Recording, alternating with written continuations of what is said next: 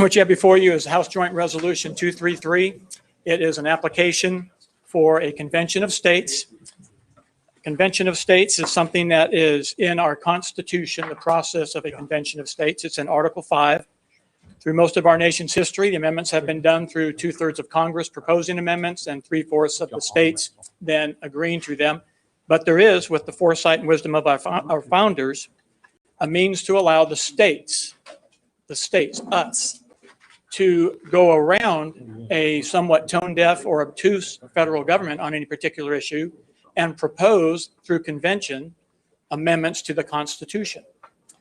The amendments that are proposed in convention then get sent to the 50 states. If 38 states ratify them, the same level and same bar for a congressionally oriented proposed amendment, then it becomes part of the Constitution.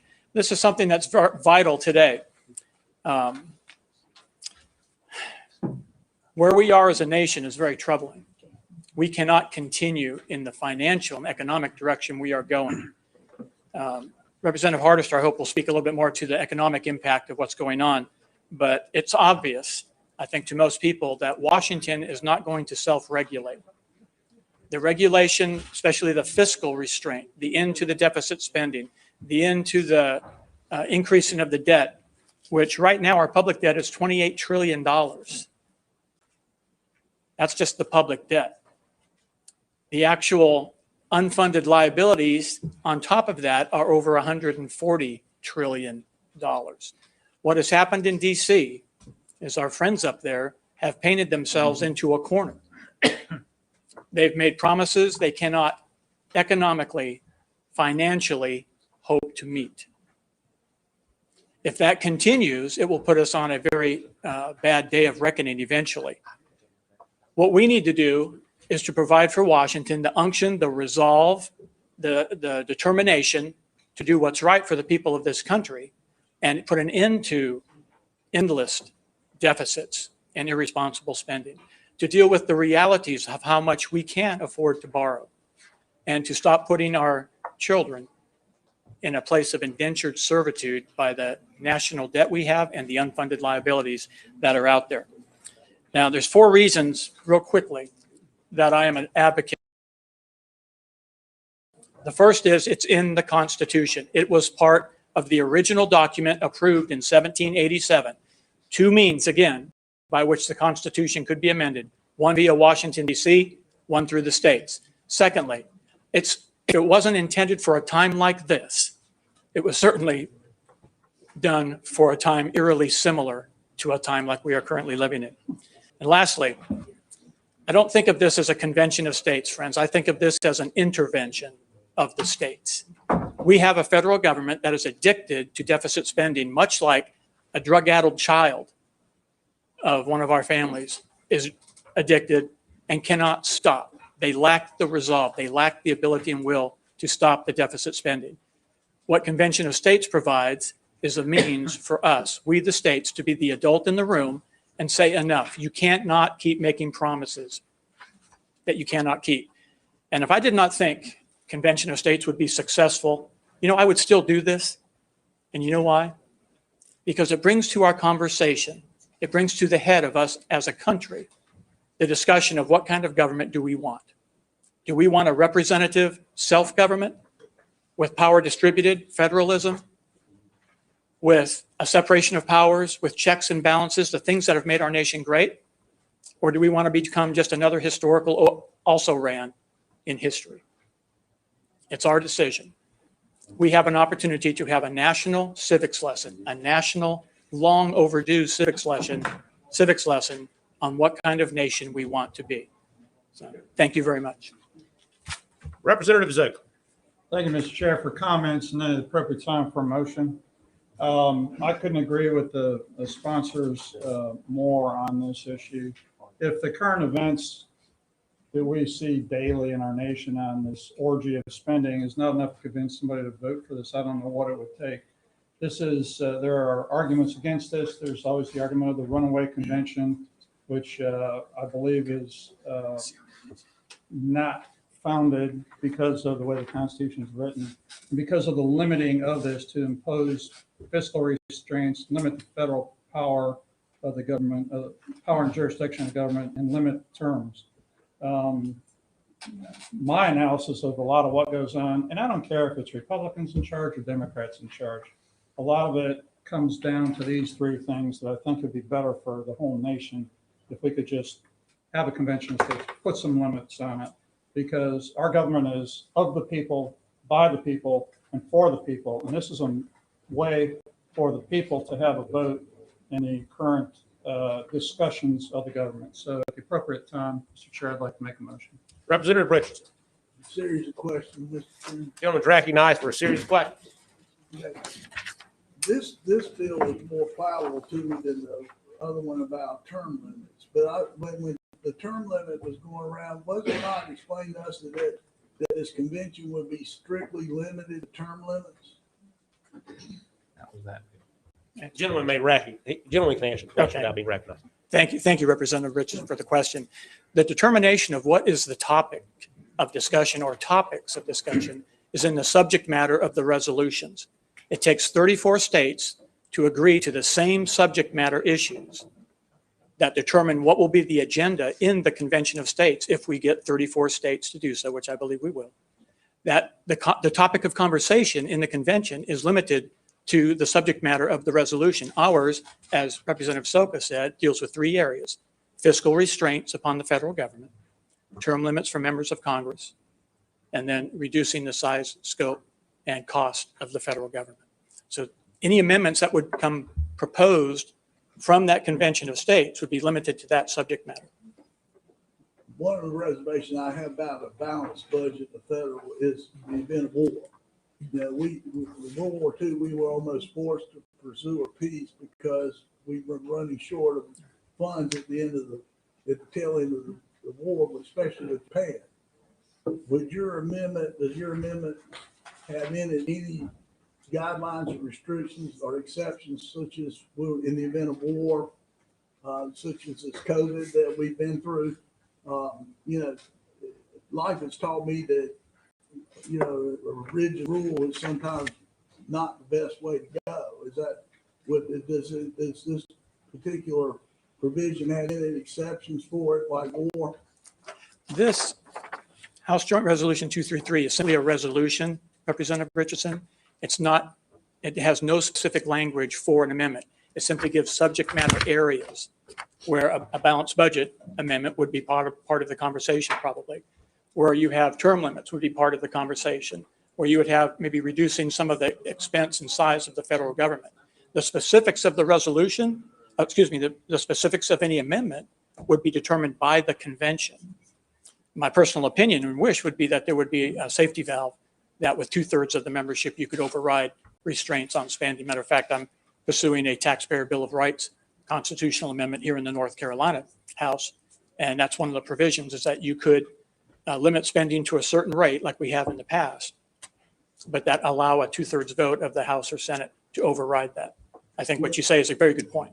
One last, Gentleman's recognized. it seemed like to me that everything you just talked about is that we've elected a Congress to go up and do. And it seems like what we're doing here is substituting the will of that Congress that we elected to do what they're not doing.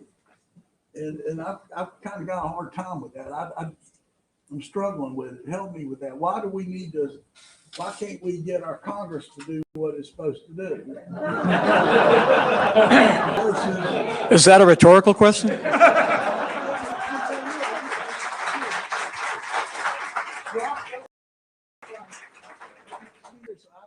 I got problems with, why don't we run people that'll do the job they're supposed to do and elect those people rather than getting in a situation where we're going to basically have two competing Congresses going. It's scary. Tell me. Let me see if I can help you through that, okay? We vote for members of Congress in the U.S. Senate. We send them to Washington, D.C. Right. Doesn't matter what administration is in power, Republican or Democrat. Doesn't matter who has the majority, Republican or Democrat, when it comes to deficit spending. The deficit spending continues. Now, is that the will of the people? Or is that the will of people who have been maybe co-opted by special interests, far away from home? And the will of people who lose sight of what they're there for and the constitutional oath that they took to uphold? The founders, remember, Representative Richardson, in Article 5, the founders gave us two means of amending the Constitution, one through Congress, one completely outside of Congress, where the states have a role. Because it was George Mason at the original Constitutional Convention in 1787, the day before they concluded their work. And he's made the point that we have left out any option for the states to go around a national government that will not do what the states insist on being done. So they put in place then the second means to amend the Constitution, empowering the states, if we will take it, if we will accept the mantle of responsibility of stepping in and responding when the federal government does not do what we intended it to do, to live by its balanced checkbook instead of borrowing from the future. Representative Richardson, what's happening now is immoral. We are passing debt at an enormous amount. And again, this is a Republican or Democrat problem. This is truly bipartisan. Members of Congress over several decades have made promises to the nation that they cannot possibly keep. We have Social Security is going to be bankrupt in about another 8 years if we continue on the way we're going. I see nothing in the current administration, in Congress, in the Senate, that indicates they are going to curb that excess. We cannot continue this way. So this is the state's time. I think this is the opportunity for the states. 15 other states have passed this same resolution. I would hope we could become 16 and be almost halfway to 34 states to do this. Washington has made promises they can't possibly keep. If they try to, I think they would find themselves in trouble. Representative Quick, you're recognized. Thank you, Mr. Chair. I have a question for the chair and then a question for the bill sponsor. Gentleman's recognized for both. And forgive me for not remembering, but what is the status of the resolution that was passed out of here earlier about term limits? The bill about the Convention of States and term limits? Yes, sir. I'll direct staff. I think it has. Do you know that bill number, Representative Quick? I'm sorry, I don't. We can look it I up. don't have my laptop. Very quickly. I think he's referring to Representative Moore's bill regarding term limits in the Convention of States. And if I remember correctly,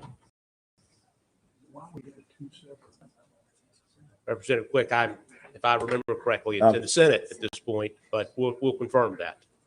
Well, I'm concerned about you. You're not as old as I am. You're supposed to remember this stuff. I've got a lot of bills to keep track of, Representative That's Quick. right. Understood. It's in the Senate. Okay. It's in the gentleman's recognized for a question to the bill sponsor. Thank you. And then I have a comment. If it Gentleman's would be allowed. recognized for comment as well. The resolution has the language, quote, to limit the power and jurisdiction of the federal government. Could you define exactly what the intention of that is? That would be, Representative Quick, thank you for the question. That would also be determined by the Convention of States. What we're giving is broad subject matter, but also limiting subject matter. And we're saying, take a look at the size of the federal government. Is it the right size? Or by living with continuous deficits, is it promising to do more than it actually can? So that's the broad subject matter. It's one of the three broad subject matters. Thank you. And comment, Mr. Gentleman's Chair. recognized.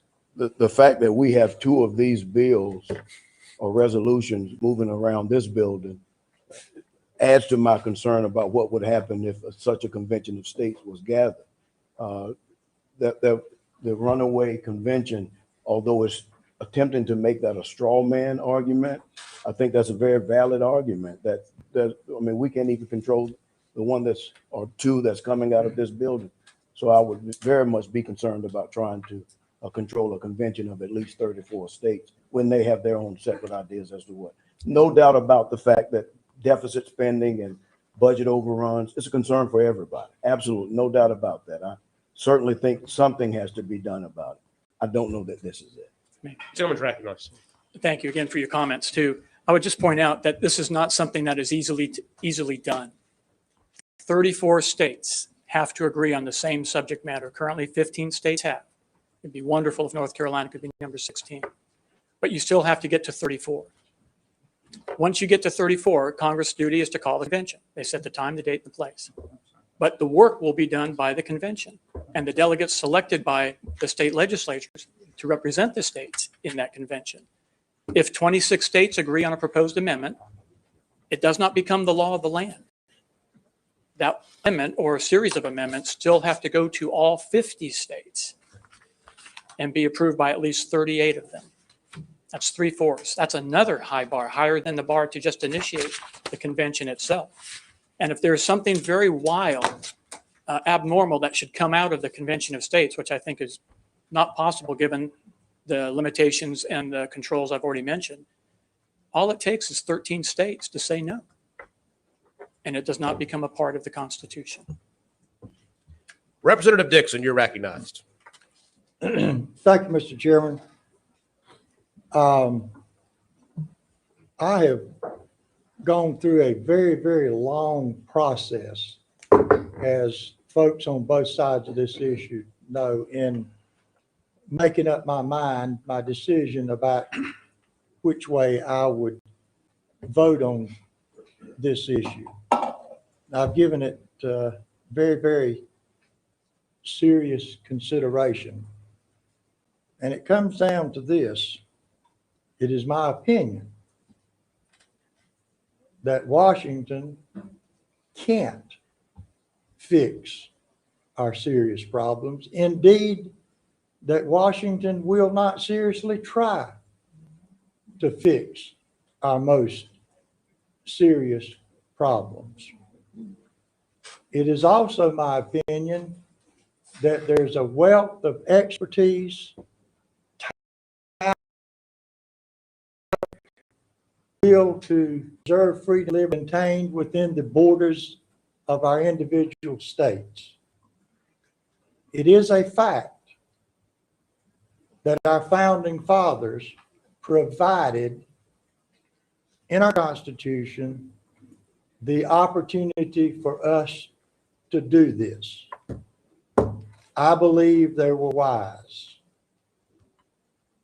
I believe that it provides us with the opportunity to pass this, and if the 34 states do it, the deliberative process that they have set up that must be adhered to will produce good fruits. Therefore, I am a yes vote, and I would encourage my colleagues to also vote yes. Representative Richardson, the gentleman is recognized for a second time. And thank you for indulging me. I'm trying to wrap my hands around this. Okay, so if we pass the speaker's resolution, does that send one group of people up there to be a second Congress? And if we pass this, does that group also work on this resolution, or do we send a third group up there to be a third Congress? One Congress is enough on most. I mean, I can't imagine three. How does that work? I mean, help me here, because I agree with what Representative Soka and Dixon said. I kind of agree with them, and I'm kind of torn on this thing. I see a lot of merit to this, but I mean, three different groups working on these issues. How does that work? Gentleman's recognized. Thank you again for another good question, Representative Richardson. Whoever gets to 34 first, that's who decides what subject matter goes before a convention of states. If it's the standalone term limits resolution, Article 5 resolution, then they would be limited to just term limit subject matter. If it's the resolution that we're presenting before you now, it could deal with subject matter in the area of deficit spending, term limits, and or the size and scope of the federal government. Follow up real quick. Gentleman's recognized. What if both of them get up there? What if they both get up there? Do we have three? Then do we have the Congress? Then we have the Constitutional Convention on that one issue, and then the Constitutional Convention on this issue. No, you're not sending another. May I? Yeah, you're right. You're not sending another Congress to Washington to legislate. what you're doing is convening states. It's not a constitutional convention. It is a convention of the states convened on limited subject matter. So you have to get the 34 states currently, Representative Richardson, there's over 400 applications like this on subjects from polygamy, Citizens United, term limits, and a host of things. Over 400 applications, different applications, sitting on the House clerk's desk right now. But they haven't called a convention of states because they don't have 34 agreeing on the same subject matter. That's what's different about this process. Gentleman's recognized. How many delegates go per state, and who decides that, and who votes on it and who doesn't? Does bill sponsor wish to answer that, or do you Yes, want me to sir. direct it to staff? Happy to. No, that would be decided by the states. This is something that is run by the states. The states would, what I'm working on, Representative Richardson, so you know, I'm working on legislation to be the enabling legislation, assuming the COS is going to pass. That would delegate how many commissioners any state could send, what their duties are, putting in penalties if they exceed their delegated authority as a commissioner at a convention of states, and trying to flesh out a little bit more what it would look like when it's done, at least from North Carolina's standpoint. But until we get it passed, that's kind of a moot question. Mr. Chairman, last question, I'll quit. Gentleman's recognized for his last question. All right, we got big states and we got little states. You remember how our founding fathers went through this? Yes, I do. And so you have a Senate that represents all the states equally, 2 per state. And then you got the Congress that represents proportionally by population. Will this convention, will each state have 1 vote, or will each state have delegates per population? Will the big states have priority over the small states? Will the small states have priority over the big states? I mean, this thing getting into a wormhole. I mean, how will it work? I can tell you, we have precedent in our nation's history, the very constitutional convention, 1 state, 1 vote. It's a convention of the states. It's not a convention of the delegates, not a convention of the people. It is a convention of states. Prior to the 1787 Constitutional Convention, there were over 30 conferences of the states, conventions of the states, conferences of the colonies. There was the Albany Congress. There was the First Continental Congress, the Second Continental Congress, the Stamp Act Congress. And then we get into the era of independence after 1776. There were another 11 different conventions and conferences called by the states, controlled by the states, to deal with various issues. What led to the Constitutional Convention was the Mount Vernon Conference hosted by George Washington to resolve some disputes between Virginia and Maryland. It worked out so well, they called the Annapolis Convention. The states decided who went, how many of them went, and what their commissioner responsibilities would be. We have a pattern. We're not without precedence, Representative Richardson, in determining these matters. Further discussion or debate? If not, Representative Zoka, you're recognized for a motion. Thank you, Mr. Chair. I move for a favorable report on House Joint Resolution 233. And just 1 minute, the chair has 3 members of the public who have signed up to speak. The chair is going to give each of them 1 minute. The chair customarily does. With the 3 individuals, Brian, and I can't make out the last name here. So, sir, if you'll come up, Lena Witt, and it looks like Jane Cookson as well. Those are the 3 that the chair has signed up to speak. If you still wish to speak, if so, Brian, if you'll come up, state your name, who you're here representing, you're recognized for 1 minute. My name is Brian Slasinski. I am a resident of Carteret County, North Carolina. I came to North Carolina when I joined the military at the young age of 17. I spent 10 years in the Army and then another 10 years working for the Department of Defense, all to support the Constitution. I took an oath in the Army, as many of you folks have, to support and defend the Constitution. Article 5 outlines a process for non-government workers, regular citizens to participate in the decisions that our government makes. And I'm here in the hopes that this body will help advance that cause. Thank you. Thank you, sir. Ms. Witt, Lena, I think that's what that says. Ma'am, if you'll state your name, who you represent, you're recognized for 1 minute. Thank you, Chairman Hall and members of the committee for welcoming public comment from North Carolina constituents. As a representative of Open North Carolina, North Carolina's participation in the national movement of COS toward bringing the voice of the people back to the federal arena speaks clearly to those of us who've entrusted our representation and our voice to you. Why do we need a convention of states? In order to protect the autonomy of the states. When federal overreach thrives as it currently does. My husband was born and raised into the Cultural Revolution in China, and as a naturalized citizen, he took an oath to support and defend the Constitution. I'm asking you today to do the same on our behalf.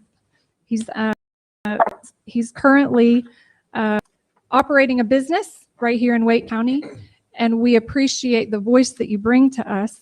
Specifically, having fled tyrannical power to establish autonomy and authority to self-govern in a new land, our founding families entrusted that to us and to future generations. Thank you for the time. We look forward to the support of the Convention of States. Thank you, ma'am. Jane Cookson. You will state your name, who you represent. You're recognized for 1 minute. Hello, my name is Jane Cookson. Thank you for this opportunity to speak to you. I represent HJR 233 in support of Convention of States. I live in Wilson, North Carolina, and a citizen of Wilson County. I'm also a grandmother of 6. I've been in North Carolina 30 years. For the past 3 decades, I have watched our federal government, little by little, squeeze the very life out of the people of our country. Little things like what we have seen recently, but over the past years. Massive debt, unbelievable restrictions. The company I work for, I see regulation squeeze us constantly. What I ask this body to do is consider HJR 233. I learned about this 5 years ago. I studied it for 3 months before coming involved. I, for the first time in many years, studied the Constitution of the United States of America. And as I looked at this opportunity, I found it to be the only civil constitutional way that we have to restore this great nation of ours and the freedom for all people. And I would say to you also, the ultimate minority in this room is the individual. And individual freedom matters more than anything else. I joined this to restore and unto my people. Thank you. Thank you, Ms. Cookson. Thank you. Members, Representative Zoka has moved for a favorable report to House Joint Resolution 233. All those in favor will say aye. Aye. All those opposed, no. No. Ayes have it. House Joint Resolution 233 receives a favorable report.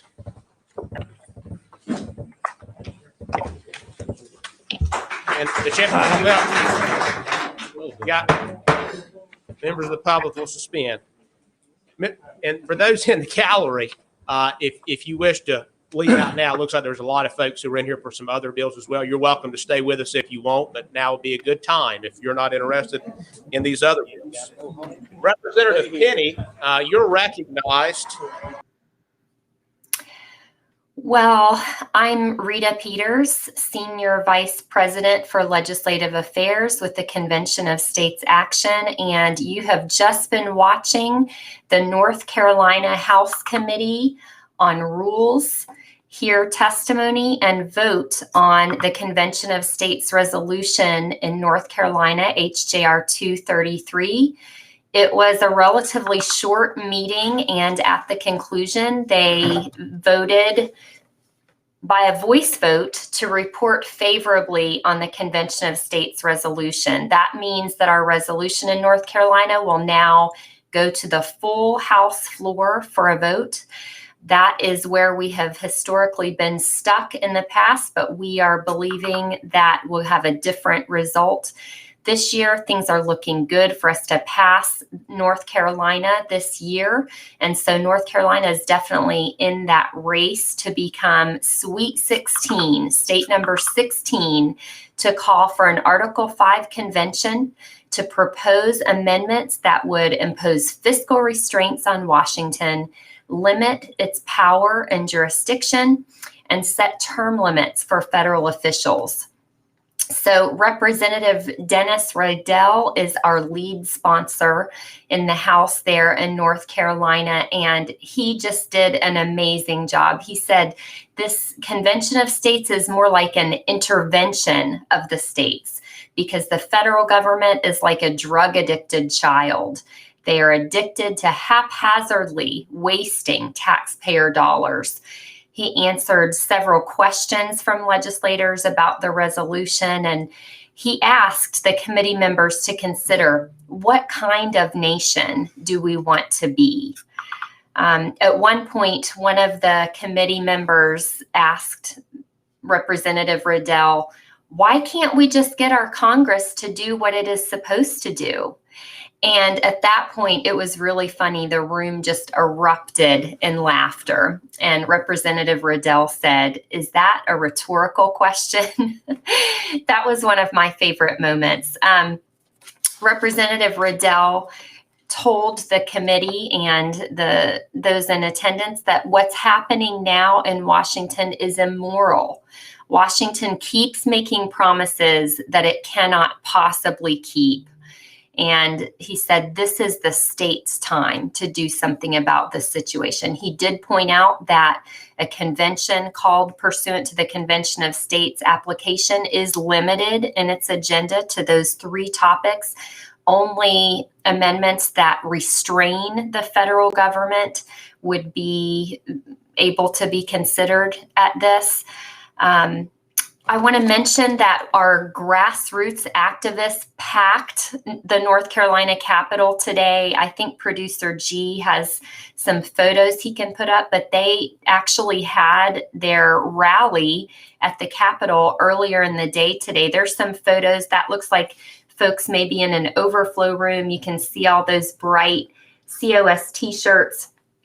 They have just done an outstanding job throughout this entire procedure. Look at them there on the lawn. That is just incredible. So they had their rally at the Capitol today. These are just ordinary citizens like you and me. And most of them, I'm sure, had to take a day off work and travel and fight traffic and find parking to get to the Capitol. But these are citizens who are determined to use the constitutional tool that we have in Article 5 to restore the Republic and stop our runaway federal government. I am so proud of that North Carolina team.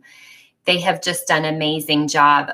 This is the second committee. You can see Mark Meckler, Convention of States President Mark Meckler, there in the foreground of that photo. He was there speaking at the rally today and helping to get the grassroots excited. You can also see to the right of the screen there in the gray jacket, that's Regional Director Grant Martin. He was also on hand there today. And our amazing team of volunteer activists and state leaders, what a job they have done.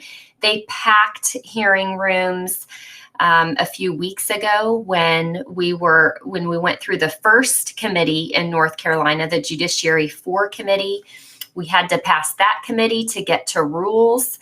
And in passing through the House Rules Committee today, just a few moments ago in North Carolina, that paves our way to be on the House floor for a full vote of the North Carolina House. We're not sure exactly of the timing on that. It could be as early as late next week, could be a little bit longer, but we are on the path to victory in North Carolina, and it is an exciting thing to see. I was hoping that Mark Meckler might be able to join us for a little interview, but I am not sure. What sometimes happens is that he gets so excited being with the grassroots there and celebrating with them that sometimes he forgets that we are eager to interview him. So not sure if we'll get to talk to him or not today, but this is a great, exciting day in North Carolina, and we are so proud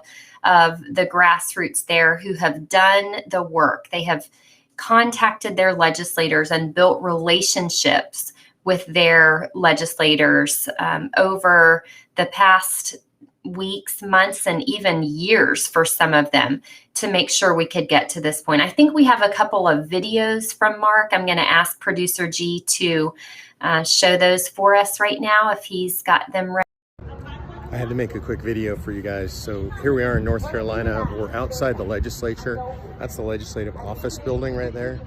And behind me, that's the actual legislature building.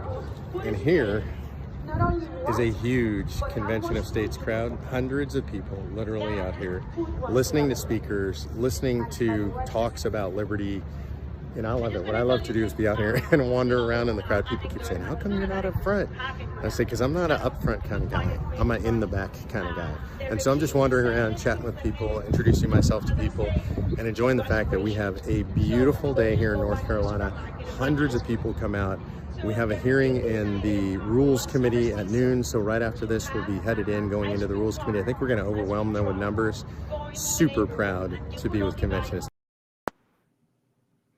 So that was Mark Meckler there on the scene at the Capitol in North Carolina today. He was there for our team's rally at the Capitol and then stuck around for the hearing in the North Carolina House Rules Committee, where we passed just a few moments ago with a voice vote. So it's an exciting day there. Just want to tell you a couple of other things that happened in this committee meeting in case you missed it.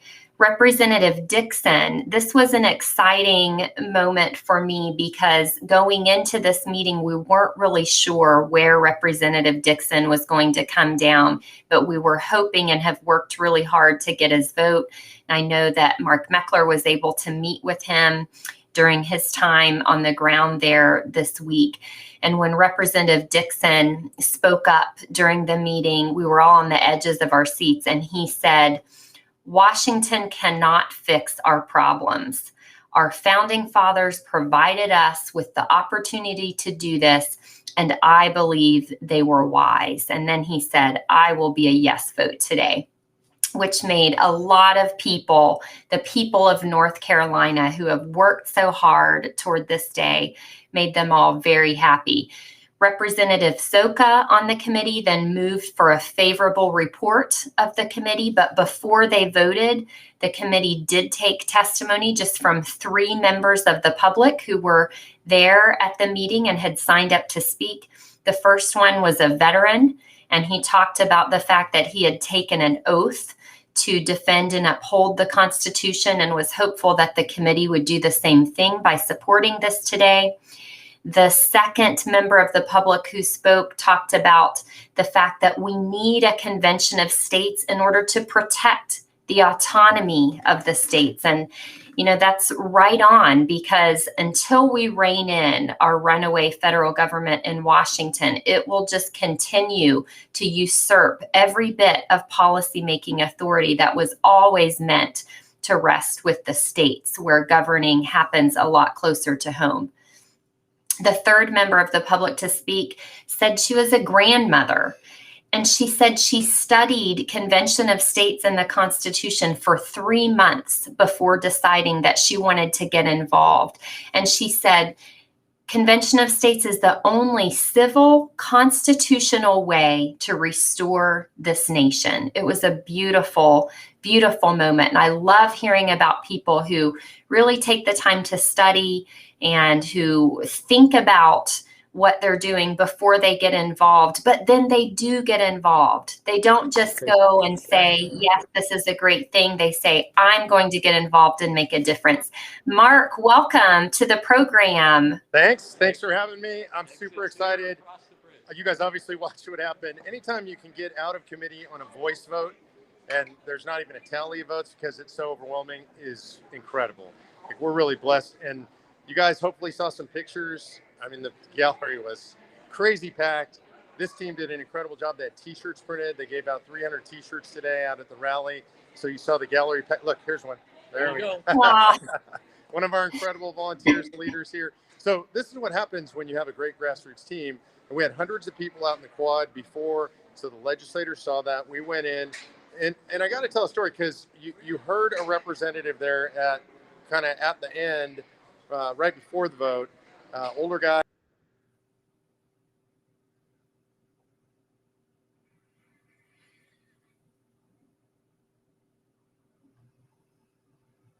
Looks like we may have lost Mark, and I really wanted to hear his story. We'll just hang in here a few minutes and hope that he can get back with us, probably having some technology issues as he's there at the Capitol, but he's talking about how many grassroots supporters were there today on site, and they're meeting with their legislators. This is what it's supposed to be like in a nation of self-governing citizens. The legislators don't make their decisions in a vacuum. They make decisions based on what they're hearing from the citizens they represent, their constituents. Looks like Mark is trying to join us again. I don't see him, and I don't yet hear him. So we'll just hang in there. But you could see how excited Mark was to be there. And at one point, he turned his camera, and we could see one of the volunteers who's there on the ground with Mark today. What a great day. If you're just joining us, the North Carolina House Rules Committee just reported our resolution favorably on a voice vote. So it will now go to the full North Carolina House floor. And I believe Producer G has another video from Mark. Hopefully that won't be the last we see of him today, but let's go to the video. Okay, y'all are going to love this. We're about to go into the Rules Committee here in North Carolina. And so we usually have a bunch of people here with us, right? But it's busy. This is what it looks like on this side. That's the committee, right? And this is what it's on this side.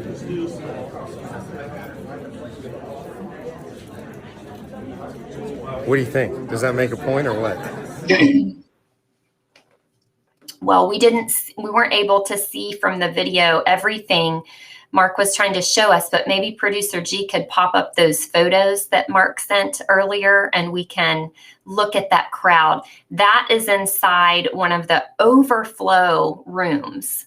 So these legislators know that their constituents care about this. I have heard so many representatives and senators say this year that they hear from more of their constituents about Convention of States than about any other issue that they're addressing. The people want their country back, and they're doing the hard work that it takes to get it back. Look at that crowd and the bright t-shirts. It's amazing. Hey, Mark, some of our viewers online are saying, oh man, what was Mark about to say? They want to hear the story. Okay, so I went in and I had a chance to sit down with Representative Jimmy Dixon a half hour before the hearing. And look, it's relationship stuff. It's long-term stuff. It shows how we have to be patient with people. This is really important, Rita, that sometimes we get upset with people or angry with people because they're not on board. He's a very thoughtful man. He's a very prayerful man. And we sat down before the meeting. And honestly, mostly what we talked about was our faith.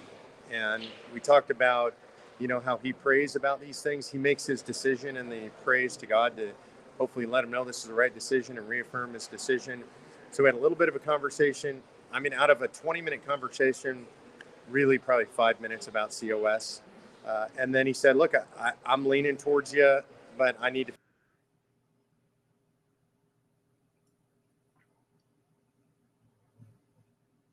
Yeah, we lost your sound, Mark. Okay. Well, hopefully we can get Mark back. I happen to. Oh, there you are. Okay, I'm so you got sorry it. about the next guy. So anyway, he prayed about it when I walked into the committee room. He walked up and he said, "I finished my process, and you have my vote." So this is incredible. I also want you to know that he complained a little bit to me that one of our people called him up and kind of chewed him out. And this doesn't happen very often, but it has a huge impact when we do this. So let's remember, we always be nice to folks, and we lead with a loving heart. That's how we win people over. That's what I did when I went in and sat down with him, and it won the day. That's the way we do things. But I just want you to know how much this is a team effort. You saw the grassroots. Rita sending me in with a particular mission. Sometimes other people giving me a mission, the regional director, the state director.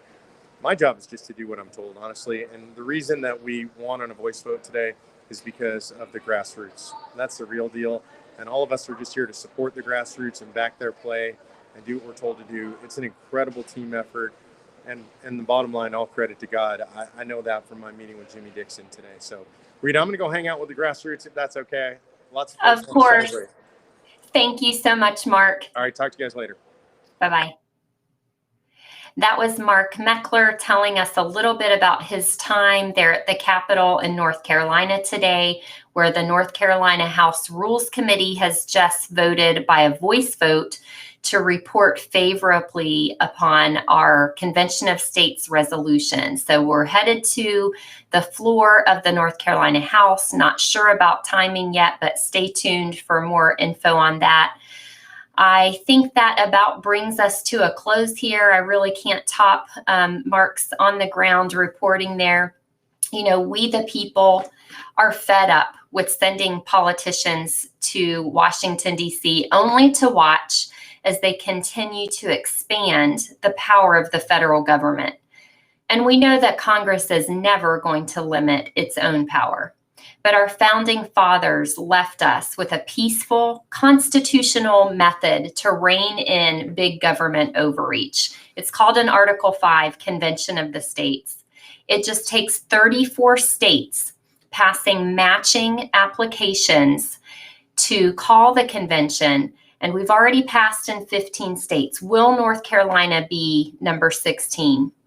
Joe Biden and his cronies in Congress can't do a single thing to stop us. It's all up to the state legislatures to trigger this convention of the states. Right now, our legislation is active in 20 states, and we're expecting critical action over the next several days. But this will only happen if patriots like you watching today make it happen. So go to conventionofstates.com. Sign and share the petition and join your state Convention of States team. Help us to make history and change DC forever. Thanks for joining.